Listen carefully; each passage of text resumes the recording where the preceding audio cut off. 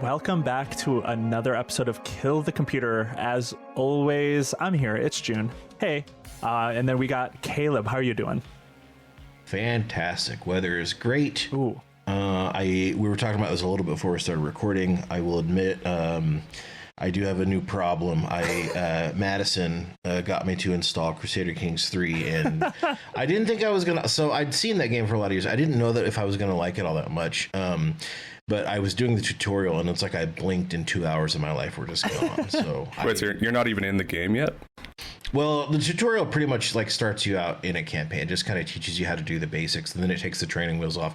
Right now, I'm helping Norway invade England, and I am consolidating power in Ireland. No, there's something so genuinely addictive about, it's looking at map games and like moving armies around back and forth here and there is genuinely so addicting. The thing I did early COVID when lockdowns were like, really like, that was everyone was trying to find ways to occupy their time and be social. I got into EU4 and started playing EU4 with a couple of friends back at the time that I used to play a lot of board games with in person. So it was sort of a natural transition. And I spent hundreds of hours doing that. And it was really fun. I rebuilt the Holy Roman Empire in one of my games, which was fantastic. But nice. Not talking about absolute nerd shit today. We're here to talk about the opposite a little bit. We're talking about jocks. We're talking about strong men with friend of the show, probably still the longest reoccurring guest or the most appearances on our show, Miles Klee, senior editor at Wired. How are you doing? Good. It's great to keep my record fresh and frosty. Thanks for having me back. Of course, no. We always gotta make sure that's always a title just for you. So we gotta turn to you and your expert knowledge about just like the absolute maniacs of the internet and politics. You've always covered that super well. So thank you so much for joining us. My pleasure. So Miles, we brought you on today to talk about your recent article, "The Manosphere Isn't a Movement, It's a Multi-Billion-Dollar Grievance Industry." What prompted you to like dig into this a little bit more? Was it the recent arrest of Tristan and Andrew Tate? Was that like sort of the inciting incident for you? That was just sort of convenient timing. These two great nonprofits, Reset Tech, which is kind of a digital safety group, and Equimundo, which is a gender equality group that focuses on how feminism is actually good for men, stuff like that. Mm-hmm. They came together with this great analysis that they came to Wired with, just trying to sort of radically reframe how you think about the manosphere, because I think guys like Tate and his brother and Rogan, and it's easy to think that this is all sort of sort of an accident, right? And that young men who are caught up in these spheres are sort of radicalized, activated in this politically conscious way. What the data here shows, which is really interesting, is that no, these guys are all just getting scammed every single day of their lives, whether it's crypto, supplements that are just drop shipped protein powder, weird coursework entrance to something like the Tate Academy, which God knows what's actually in there. I'm not paying $500 to find out. I'm sure someone has out there done like a deep dive and actually sadly paid that money to figure out what's in these academies and stuff. You need to talk to your editor at Wired. That's where I'd be happy if my subscription went to that, so we could find out what's beyond the pale there. Yeah, and does he have access to those bank accounts right now? Unclear. But no, I think the most I've spent on something like this in a minute is I paid $30 to get the ebook by the pickup artist Mystery about his. I'm not familiar with this guy. Who about his AI girlfriend. What? June, you don't know Mystery? I don't know. That would be a fun. That's a fun look back at like 2007, 2008 culture for you if you're interested. But the pickup artist guys. There was that book by, what was his name who wrote the book? Neil Strauss wrote a book called The Game. Yes, I read that back then, just as like not because I wanted to learn about pickup artists, because the pitch for that kind of is like, he was a nerd who like tried to not really infiltrate, but he was like trying to learn about pickup artists, and then he himself became one. Sort of. Yes. And Mystery was his guru essentially, and Mystery is known for, if you just look up a picture of him, you'll laugh. Yeah. He had a very MySpace era sort of peacock swag. And yeah. Oh no! Wait, I've seen this guy before. Yeah, I've seen the image. He's got those like feathery Dr. Seuss pimp hats. Is like his thing. Yeah. So he looks like Jesse Pinkman from Breaking Bad. Like while he's still on a lot of drugs. And he the book was actually such a hit that then he had a short-lived VH1 show where it was like Next Top Model, except he was like tutoring guys in being a pickup artist, and one guy would get eliminated every week. We've talked about pickup artists on the show before, but I guess I don't truly understand, because maybe I was just a little too young at the time. What was the point of becoming a pickup artist? Was it like an MLM of like pickup artist industries? They were training pickup artists to like go out to different communities and make more pickup artists. Like I thought the point was to just like learn how to flirt. Yeah, it was more that it was not that it all flowed up like a pyramid scheme, but this is related to the stuff we're talking about now in terms of the grifter economy, because he was sort of an early example of that, and he still is selling these classes, right? Like because I bought this stupid book about how he fell in love with a chatbot. I now have emails every day being like, come to my online course, so he's selling these boot camps and blah blah blah. But like, yeah, it was this thing of, I will teach you how to get women, specifically how to like cold approach women in like bars, clubs, kind of nightlife spaces. As I recall, one of his main tips was to peacock, which means to dress extravagantly or something. Yeah, you need a conversation piece on. Yes, check out my cool fuzzy hat. And then also, as I recall from reading that book, that he was really big on like showing women magic tricks in bars. Yep. That's part of it. I'm sorry, I'm just now truly realizing like this guy who he was a pickup artist, he struck out with women, supposedly. He's in love with an AI now. Like that's a fall from grace, dear God. But I mean, ultimately, like obviously it's a grift. Obviously it's like the new phase of the grift. Yeah, and the book is like all AI written as well, of course, written by his AI girlfriend essentially, which is amazing. And he thinks they've really had sex. Like that's part of the book. Yeah, no joke. Dear God, do you think he actually thinks that, or do you think he's just like playing it up? That's what the book suggests. The book suggests they've also smoked weed together, like IRL, which I think is even funnier than like I had real sex with my AI chatbot. Fascinating guy. Well, Miles, you've definitely given us the idea to go back and revisit pickup artists for this show. I think there's only like 16 episodes, and he's like still coasting on that from 15 years ago or something. Incredible. So awesome. But sorry for that sidebar. I was just genuinely stunned me to hear about this. But you were talking about how he had this new book, and this is like tied to this grift economy.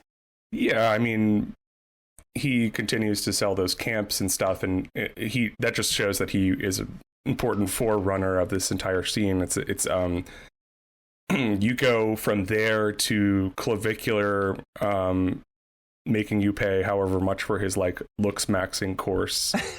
And then I think up to, I forget how much he was charging. Supposedly Clavicular was charging up to $3,000 for like a one-on-one type of consultation. Dear God. And I don't know if that has to be in person, or if that's just 30 minutes of him like shitting on you on Zoom, or what happens there. But yeah, I think the baseline for him is like $49. Like you get the basic Clavicular package for that.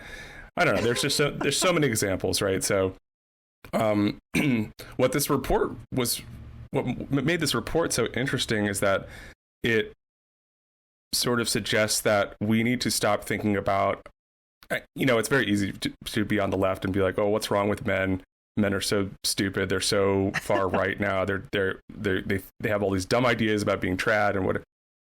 you need to start thinking of it as like a consumer protection problem. Like they're being defrauded every single day by these like risky investments. Learn how to get rich off Polymarket, do this, do that. Yeah. And there's sort of no intervention on the regulatory level to stop these guys from getting billions of dollars siphoned out of them every year. And, you know, top creators in the space are making $10-20 million a year. A top streamer can, you know, like an Aiden Ross can make like $50,000 an hour streaming on Kick. Fucking crazy. It blows the mind, especially when you think back to like, yeah, even someone like Mystery, it's like sort of quaint. He wasn't making so much money. But the scale of it now is truly absurd. Yeah, no, I mean, I think an important thing to note also is fairly often, not as much recently as Trump's administration has gotten underway, but in the past, you know, he had lifted up like Andrew Tate and more recently Jake Paul, like all of these like grifters that sell things that are essentially just scams. Obviously, Donald Trump, biggest scammer of all time. That's like his whole thing. So it's understood. It makes sense that he would uplift all these scammers as well. But it is just fascinating how even at the top of like this right-wing political sphere, it is all just scam. It is all just grift. That is what the purpose of all of this is. And they just eat it up. They eat it up. They're told that they have to do this, and it works. Yeah, and to a certain extent, you can see the grifter brain churning in this moment, because a lot of these guys, you know, you look at like a Theo Vaughn or Aiden Ross is another example. They now are sort of like soft selling. They're like, oh, I sort of regret supporting Trump. Aiden Ross has said I never should have gotten involved in politics to begin with. Rogan is like, well, we thought Trump was going to end the wars and do this and do that. And yeah, you can sit there and say, well, you're stupid as hell if you thought any of these things. But I think what they are probably successfully doing is like just a grifter kind of like moves like which way the wind is blowing, right? It's easier to do that if you're not actually in charge. Yeah. You kind of the centerpiece of your article, Miles, is the Reset Tech's 150 something page study. What did you find in there? Like, can you walk us through that a little bit as best you can summarize something that big? Yeah, you know, it talked about how not only do grifters really exploit the vulnerabilities of young men to essentially defraud them, and again, I think that's a really useful reframe, as opposed to like, I think for many years we've thought about radicalization and making men more extreme, but conning them and scamming them is like not really how we think about it. And you know, they identified like a pretty good flow chart for how this happens, right? Okay, so you start with some kind of real vulnerability and some kind of real like status problem. That could be I'm not happy with how I look. That could be I have actual economic anxiety, like legitimate anxiety about how I'm going to make it in this world. There's lots of reasons that young men are in trouble, are not succeeding on the level that they think they should be. Part of that is because, you know, influencers create this sort of unrealistic standard, but part of it is also, no, I can't get a fucking job. And I'm having a real bad time here. So you take a legitimate vulnerability, then the second step is to create a sort of resentment or grievance, right? You take a legitimate fear, concern, stress point and say, well, that's this person's fault. That's this thing's fault. You identify an enemy. And this has a secondary effect of like, not only are you getting aligned against this enemy or this force or whatever, you know, if it's immigrants, gays, whatever you think is causing your problems. Not only do you get that, but you get the community in-group factor of now you're with all these other guys who believe that. And now you think that this gives you a sense of belonging. This is another thing that a lot of young men are missing. They feel like they belong to something larger than themselves now, right? You do that with this grievance narrative. The third step is then you monetize that. Now you have to buy my protein supplement to own the gays, whatever it is. Like it doesn't have to make any sense really. It just has to be a sort of 1, 2, 3 narrative from real thing that you're just completely justified in being upset and scared about to here is the victim narrative that I'm going to feed you. Here's why you're actually a victim of something. One of the examples they had is a guy, sort of a big account on X, misinterpreting this economic data to say like only the high unemployment rate only applies to men. This is like a men only problem, and that feeds into like an anti-DEI narrative, right? It's like only like young white men are unemployed because all the jobs are going to immigrants, people of color, everything else.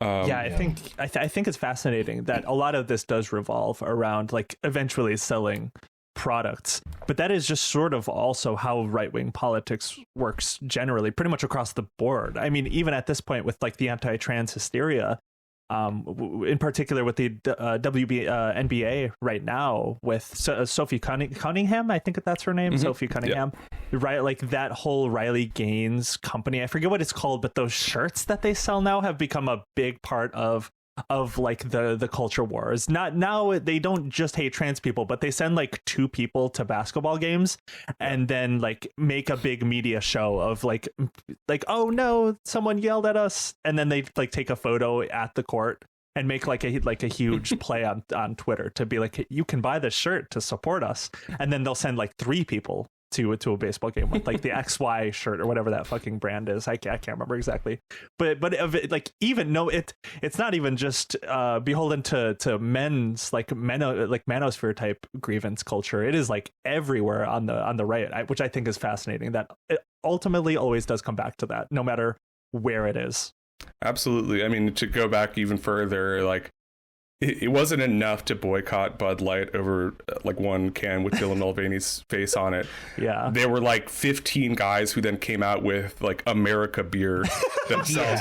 And they were trying to charge like $60 for a 6-pack of it. Oh, and you had to order it online. Familiar, just completely alien to the way anyone consumes beer. Did you ever did you ever look at the follow-up to that? What was it called? The anti-woke, one of them, the big one. That guy rug pulled all of the people who pre-ordered beer. So if you go to his Facebook page, at least last time we checked, we talked about it on the show a couple months back, it's the funniest fucking thing in the world of all these people realizing that they spent like $100 to get like a half rack that they're just never getting. It's so good. It was called the ultra right beer. Ultra right beer. Thank you. Yeah. So fucking and like for a while That's you awesome. could go on their Facebook page and there was just a bunch of people like, where's my beer? Where's my beer? Where's the beer at? I haven't gotten it. It's been a year and a half. They're like, I haven't been drunk in ages. I was waiting for this. This is my only shot. I can't drink beer anymore. I just looked it up on Facebook. There's a group that they've made, and this is not ironic. These are people that are actually people still waiting for ultra-right fight beer. And it's all just complaints. Because I might have to write about this. This is really good. Please do, because these are legitimate complaints for people that have been waiting for 2 years for this. And if you go on his page, all he did with that money is like take pictures with models, make a TV commercial, and play baseball and stuff. And if you complain, he just bans you. So they have their own separate splinter group where they're complaining about it, and they're still doing it as of now, today. But That I guess rocks. like that's like a perfect example though. It's been over 3 years at this point since this whole like that whole thing came about. Gotta take that L.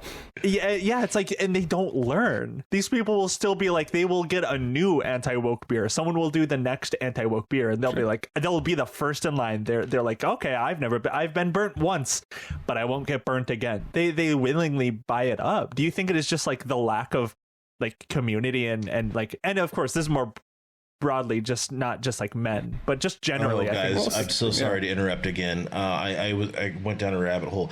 The Attorney General of Georgia is emailing customers who have complained about ultra right beer. No way. Okay, yeah, that's. I'm pitching this tomorrow. Yeah. Wait, what do you mean she's there? There's an anonymous post in the Facebook group. This was as of June. I received an email from the AG. She asked for information about my order, if I received it, or if I'd been given a refund or not. I sent her an email with my order info to khunter@law.ga.gov. Okay, so awesome look, community. So this goes back to the report too, because like that's very funny, but that's also what politicians need to be like. They need to be cracking down on these people, because that guy, whoever he is, this is probably like the 6th or 7th time he's done something like that, right? That's all. They just do that over and over, and that's what I was about to say, is that they just keep falling for this continuous grift cycle, just in different sources, different areas, all the time. Well, no one is ever punished for scamming these people. I mean, sure, we can say that they deserve it, but it would be better for society overall if you were fined or went to jail for perpetrating these scams. Absolutely. It's a structural argument for sure.